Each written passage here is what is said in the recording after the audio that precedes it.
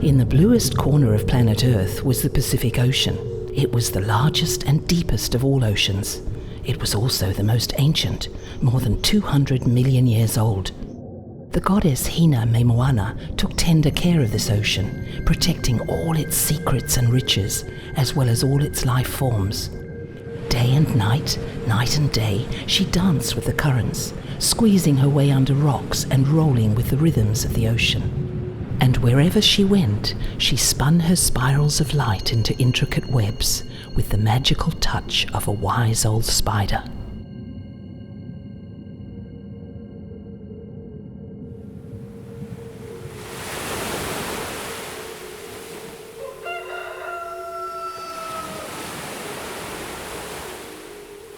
Mahina traced her fingers over the coconut palm ribs of the wave navigation chart, pausing at its curves and intersecting points. She understood the currents and swells, but maybe Tahi was right. They should have picked someone else for the wayfinding. I'm not sure I can wayfind for this voyage. You know how I love the ocean, but what, dear? But how useful can I really be when I can't read a star path or see underwater? Her grandmother stroked her head. Don't worry about what anyone else says.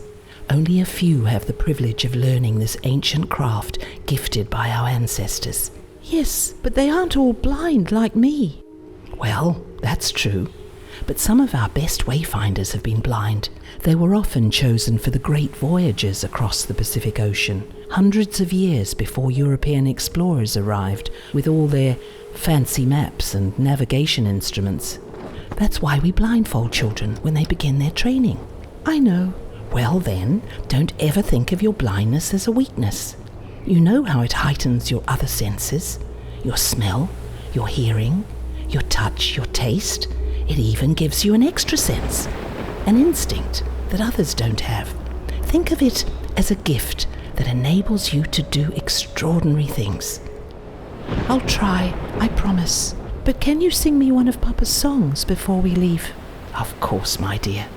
Our voyaging songs contain some of the most important information for ocean travel, including our secrets. But don't rely on the songs alone. Have faith in the winds and the waves to give you direction too. And remember, there will be spirit guides along the way.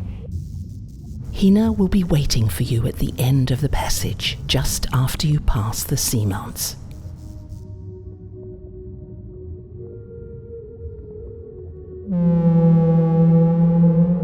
An enormous whale shark meandered through a line of tall, jagged rocks, watching the floppy squid drifting by and the crabs scuttling across the fine coral sand. More whale sharks appeared. One after another, they swam down from above and began to circle the waka. Our meeting place must be somewhere around here, said Mahina. You're right, it is. The mellifluous tones of an unfamiliar voice reverberated around them as glittering wheels of coloured light spun in tight circles through the water, dancing around the waka before winding their way back upwards. It was a fleeting but warm embrace from the ocean goddess. Welcome to the seabed, my children. You've found your way to us. I'm very proud of you both.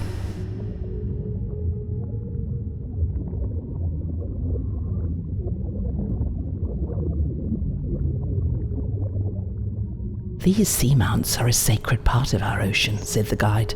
All the life around them captures and stores carbon. Some people call them carbon sinks, but we like to think of them as magic sinks.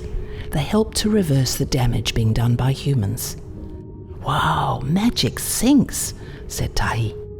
Whales do the same thing. See that one over there? It sank to the bottom after it died, carrying with it more than 30 tons of carbon that had built up in its body while it was alive. So many animals have already feasted on its carcass, but the carbon will stay safely stored on the seabed for hundreds of years. Mahina swam across. She stared at the fluffy red carpet of scavenging worms that stretched over the whale's giant head. 30 tons of carbon! That's awesome! Yes, it is, said the guide, but that's not all the whales do for us. Their waste is loaded with iron, and that fertilizes all the phytoplankton near the surface. Phytoplankton? said Mahina. Yes, those drifting microscopic plants. They use sunlight to make food. But not only that, they actually supply about half the oxygen on Earth, and they suck up more carbon dioxide than all the forests and trees in the whole world. Tahi looked puzzled.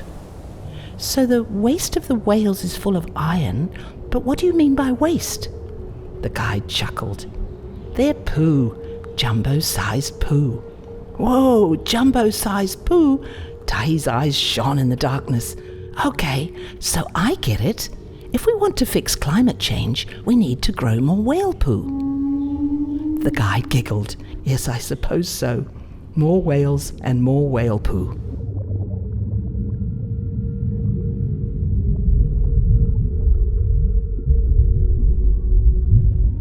Tahi watched Mahina reach down to pick up one of the black rocks from the soft, slushy mud. They look like potatoes, he said. They're polymetallic nodules, said the guide. Poly what? Polymetallic. It means that the nodules contain lots of different metals, manganese and iron mostly, but also traces of nickel, copper and cobalt, which are more valuable.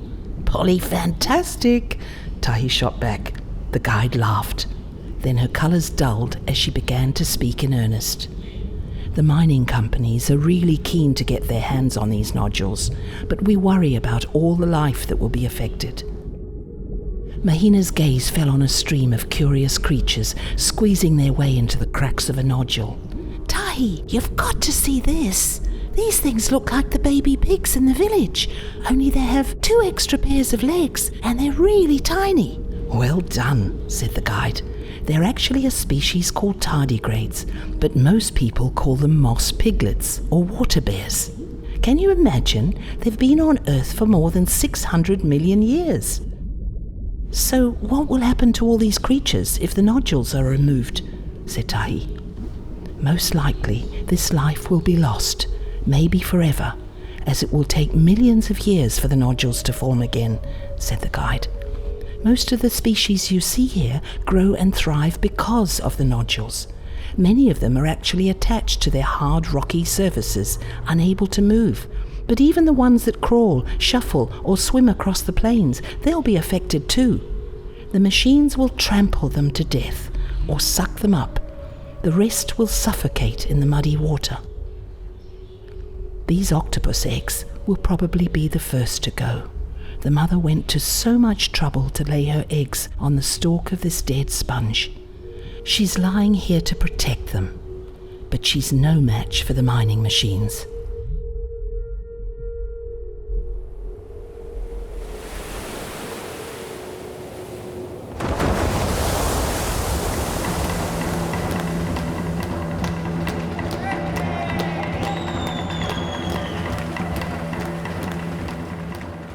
Down at the foreshore, the cousins helped their grandmothers empty baskets of tiare onto the water.